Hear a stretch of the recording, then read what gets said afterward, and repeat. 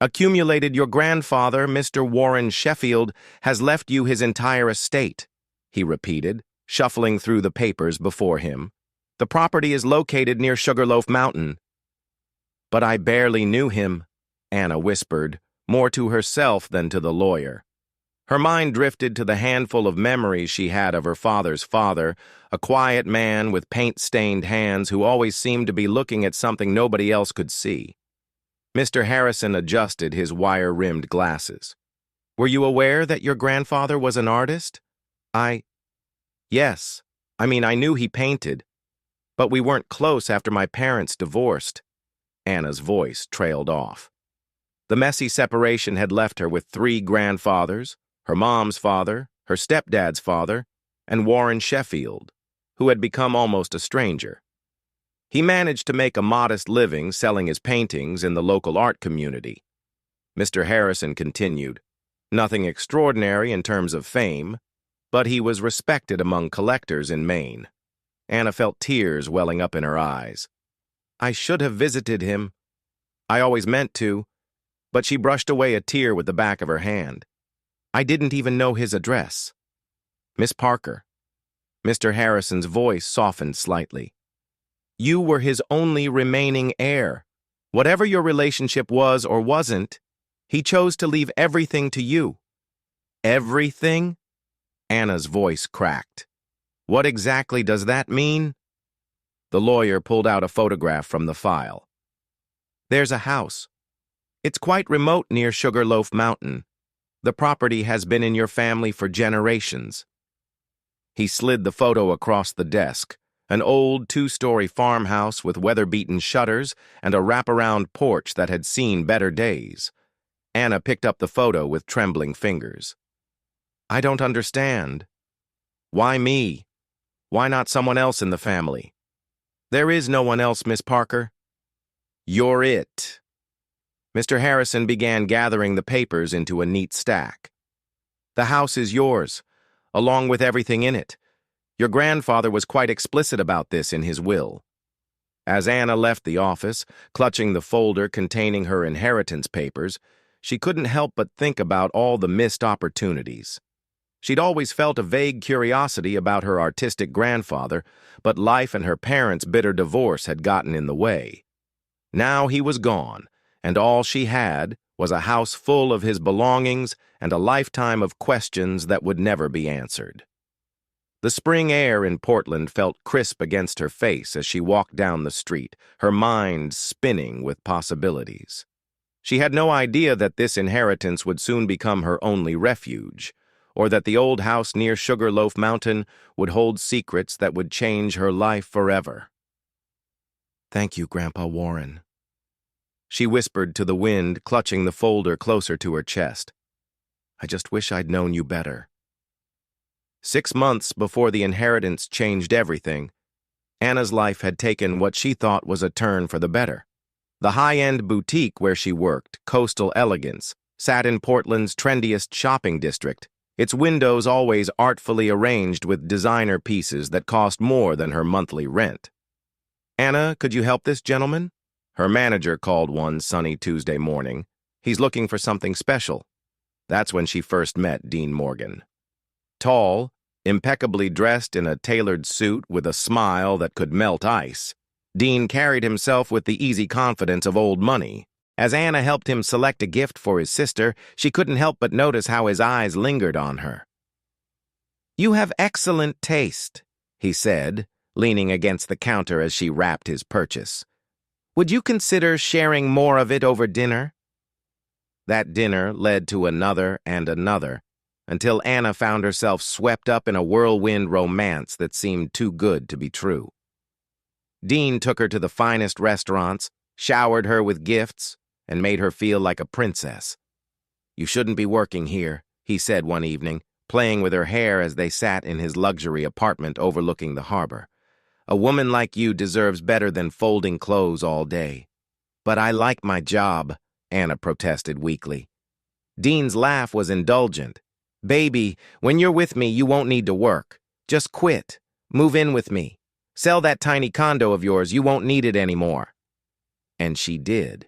because love makes you do crazy things, like believing in fairy tales. The first cracks appeared gradually. Dean's charming possessiveness turned controlling.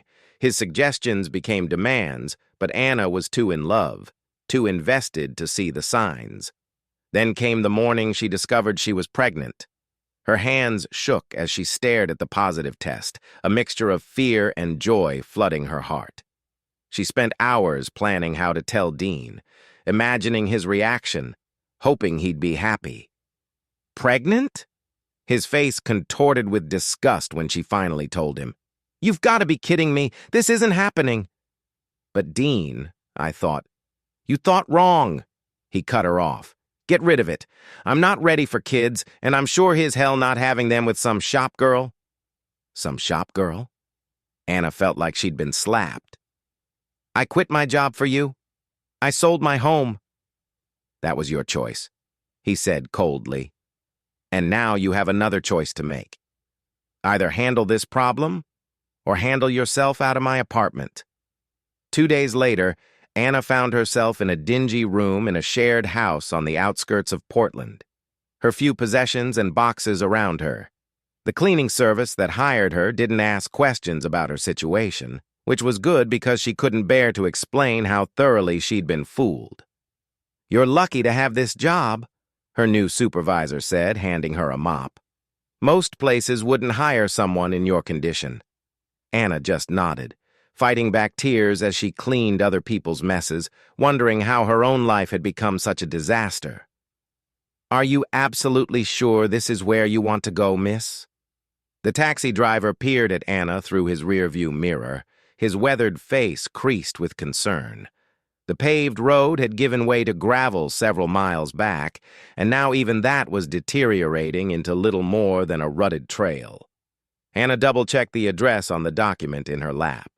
Yes, it should be just ahead, the Sheffield property.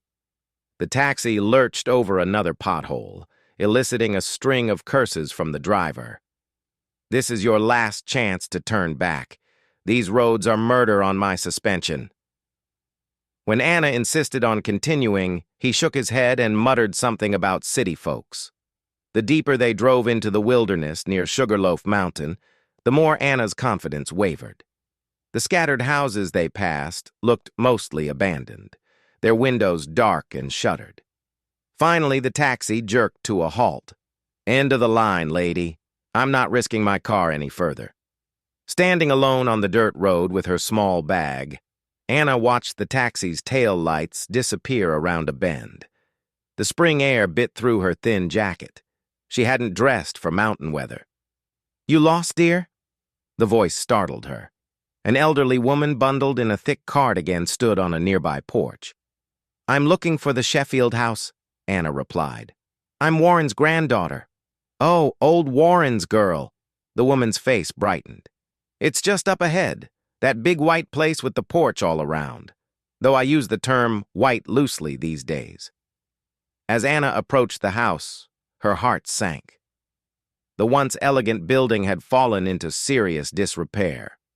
Paint peeled and long strips from the siding, several shutters hung askew, and the wraparound porch sagged ominously. The keys stuck in the lock, requiring several jiggles before the door creaked open, and a gasped. The interior was even worse than the exterior suggested.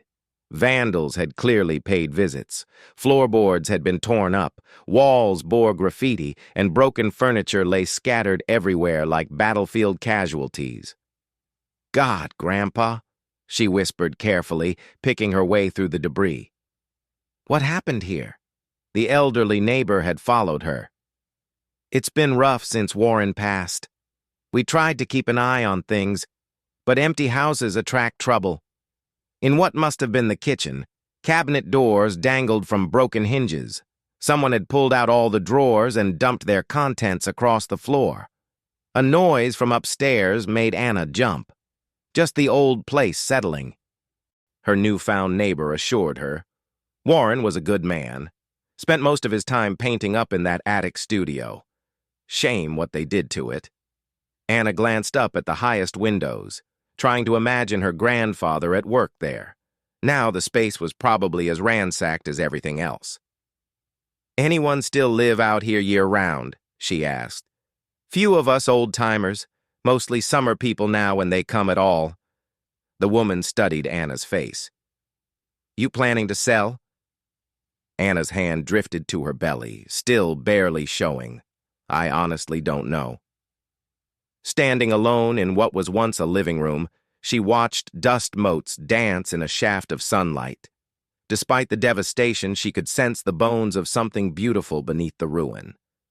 Maybe, like her own life, this house just needed someone to believe in its potential.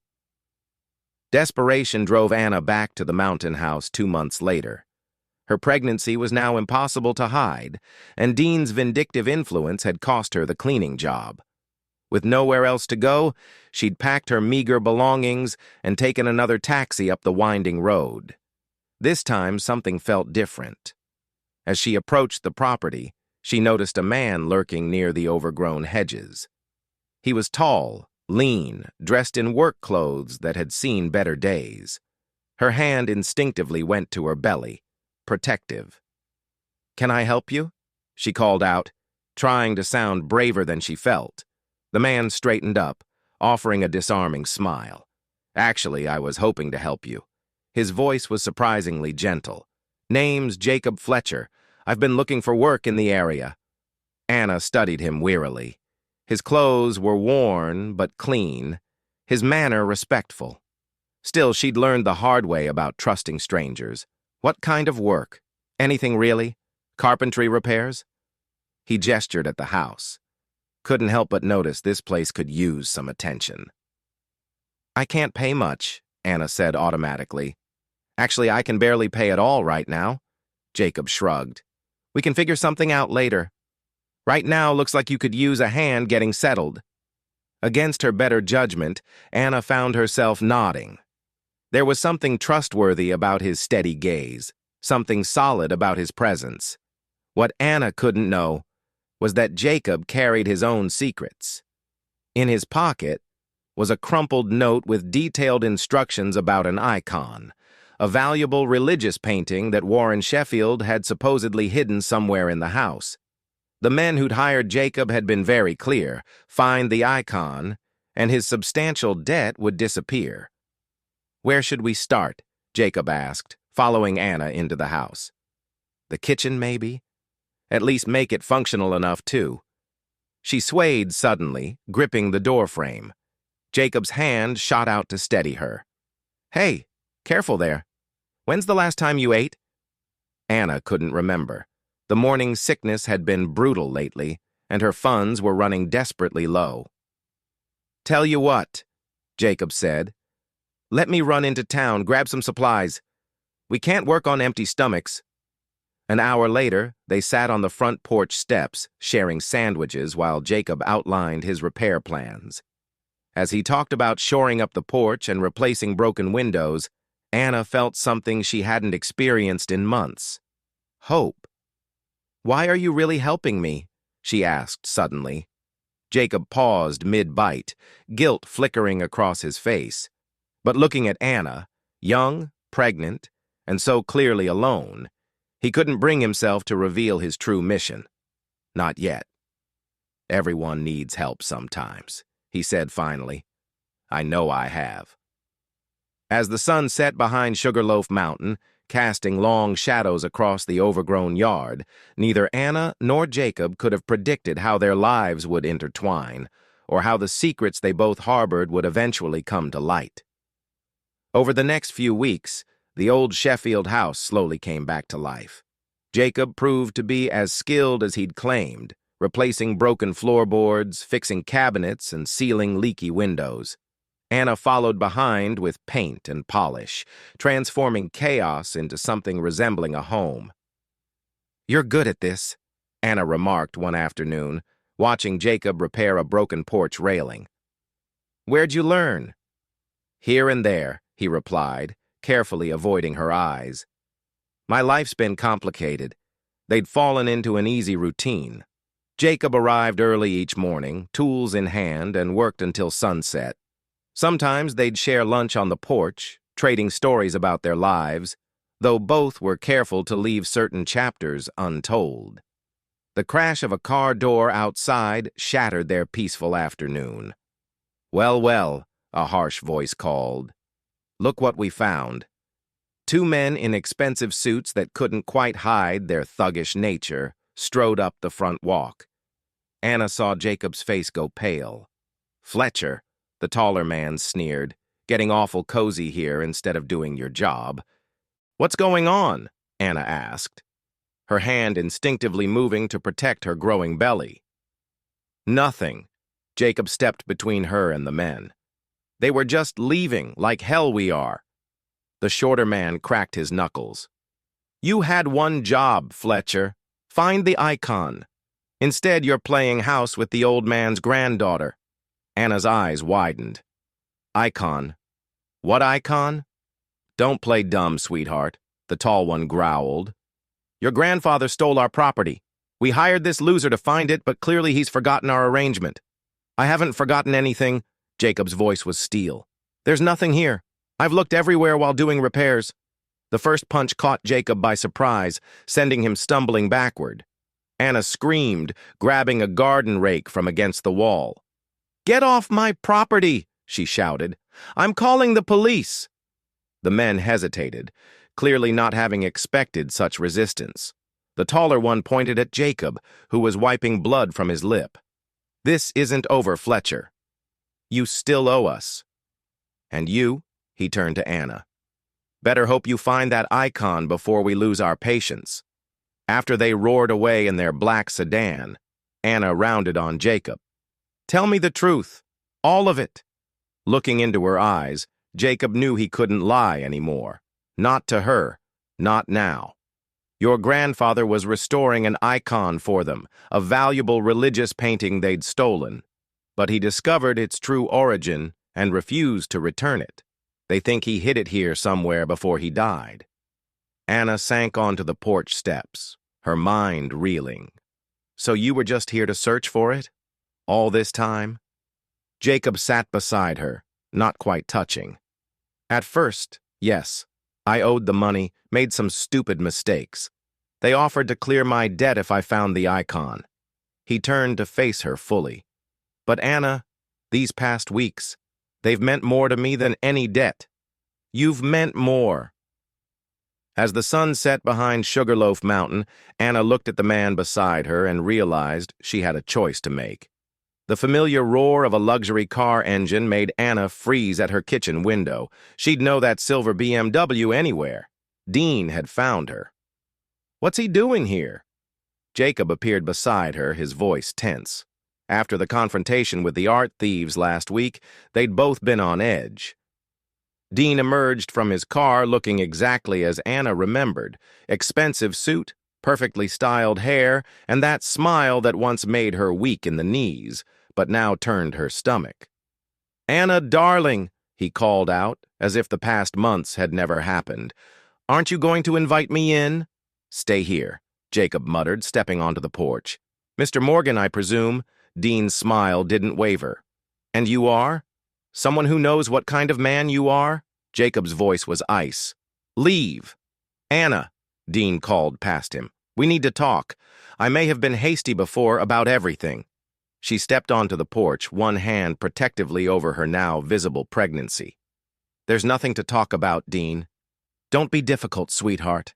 I've got a business proposition that could help us both." He reached into his jacket. "Some friends of mine are very interested in certain items that might be in this house." "The icon hunters sent you," Jacob growled. "You're working for them now?" Dean's pleasant mask slipped. "You have no idea who you're dealing with, handyman. This could all end very badly." "Get off my property!" Anna's voice shook with anger. "You lost any right to be in my life the moment you threw me out." "Your life?" Dean laughed coldly. "Look at you, knocked up in some mountain shack with the hired help. You really think this is a life?" Jacob's fist connected with Dean's jaw before anyone saw him move. Dean stumbled backward, his carefully crafted image crumbling. "You're both going to regret this," he snarled, wiping blood from his lip. "Last chance, Anna. Help me find what I'm looking for, or else. Or else what? She challenged. Dean's answer came that night. The smell of smoke woke Anna from a fitful sleep. Orange flames were already climbing the outside walls, spreading faster than seemed possible. "Jacob!" she screamed. He'd been sleeping in the restored guest room, insisting on staying to protect her. He burst through her door seconds later. "Fire escape route now!" They'd planned for this after the threats began. Jacob helped Anna through her window onto the porch roof, while flames consumed the stairs below. The heat was intense, smoke thick, and choking. "Jump!" Jacob called from below, having climbed down first. "I'll catch you." Anna hesitated for a split second, then pushed off as a section of roof collapsed behind her. Jacob's strong arms caught her safely, and they stumbled away from the inferno that was once her home. From the shadows of the trees, Dean watched the house burn with cold satisfaction. He'd made his report by phone before setting the fire. The icon must have been destroyed. Nothing will survive this. But as he drove away, Dean didn't see Anna and Jacob huddled safely in the elderly neighbor's house, watching their world burn while holding each other tight. He didn't see the tears in Anna's eyes, not for the loss of the house, but for the final death of her old life and the man she once thought she loved. "We'll rebuild," Jacob whispered, his arms strung around her. "Whatever it takes." Anna nodded, knowing that from these ashes, something new would rise, something stronger than before. The morning after the fire, Anna and Jacob stood amid the smoking ruins of the Sheffield house. The acrid smell of burnt wood hung heavy in the air as they salvaged what little remained. "At least we're alive," Anna said softly, her hand resting on her growing belly. "That's what matters." The sound of tires on gravel made them both tense. After last night, any unexpected visitor seemed a threat. A sleek black Mercedes pulled up, but instead of more thugs, an elegant older couple emerged. The woman gasped when she saw Jacob, her manicured hand flying to her mouth. "Thomas, look at him. It's really him." Jacob stepped protectively in front of Anna. "Can I help you?" The man, Thomas, seemed equally shaken. "My God, Irene's right. You're the spitting image." "I'm sorry," Jacob's voice was wary. "Do I know you?" "No." Irene's eyes filled with tears. "But we've been looking for you for 27 years. I'm your mother, Jacob, your real mother." Anna felt Jacob stiffen beside her. "That's impossible." "Massachusetts General Hospital, May 12th, Thomas said quietly. "There was a mix-up in the nursery. We didn't know at first, but as Max, the boy we took home, grew up, things didn't add up. DNA tests confirmed he wasn't ours." Irene continued, taking a tentative step forward. "We've been searching ever since when we saw your photo in the local paper last month." "What photo?" Jacob demanded. "The fundraiser for the mountain rescue team. You were in the background of a group shot. Thomas recognized you immediately. You look exactly like he did at your age." Jacob shook his head. "The people who raised me?" "The Hendersons," Thomas supplied. "They were given our biological son, Max. We've already spoken with them, done all the tests. There's no doubt." Anna watched emotions war on Jacob's face, disbelief, anger, hope. She squeezed his hand gently. "Why now?" Jacob's voice cracked. "Why after all these years? We never stopped looking." Irene was crying openly now. "We have a house in Boston, a family business. Everything was always meant to be yours too. Please, just give us a chance to know you." Thomas stepped forward, his eyes on the burnt house. "Let us help you rebuild, both of you. We've missed so much already." Jacob turned to Anna, his eyes questioning. She smiled encouragingly, understanding his unspoken worry. "We want to do this our way," Jacob finally said. "I can't just leave here, leave Anna. This is my home now." "Of course," Irene nodded quickly. "We'll do whatever you want. We just want to be part of your life." As they talked, Anna watched a new future taking shape from the ashes of the old. Jacob's hand remained firmly in hers, even as he began to forge connections with his newfound family. "Your timing is perfect," Anna said softly to Irene. "This little one's going to need all the grandparents it can get." In that moment, standing amid the ruins of one life as another began, they were all exactly where they needed to be.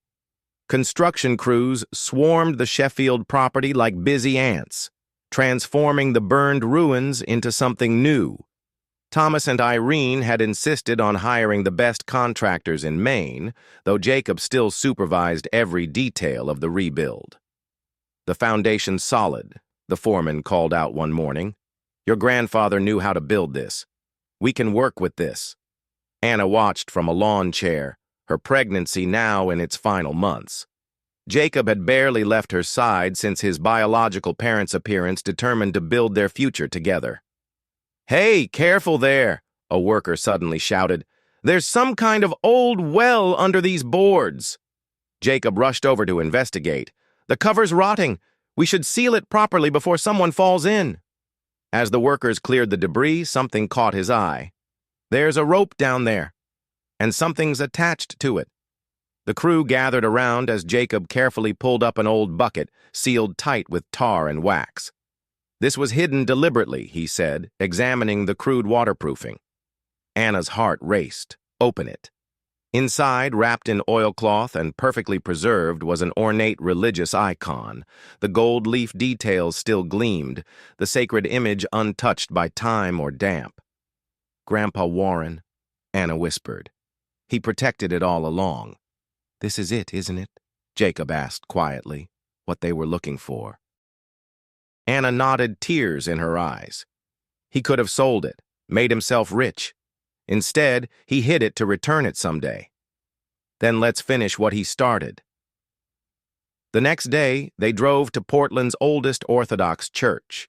The priest's eyes widened at the sight of the icon, his hands trembling as he held it. "We thought it was lost forever," he whispered. "This was stolen 5 years ago. Such a precious piece of our heritage." "My grandfather wanted it returned," Anna said simply. "He didn't want to profit from something that belonged to the faithful." Back at the property, the new house rose quickly. Jacob's newfound family had connections, and soon the raw lumber took shape into a home even more beautiful than the original. "Max wants to meet you," Irene told Jacob one afternoon. "When you're ready, he grew up as our son, but he'd like to know his brother." Anna squeezed Jacob's hand, feeling him relax at her touch.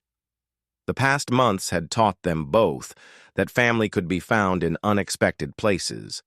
Autumn painted the mountains in brilliant colors the day Anna went into labor.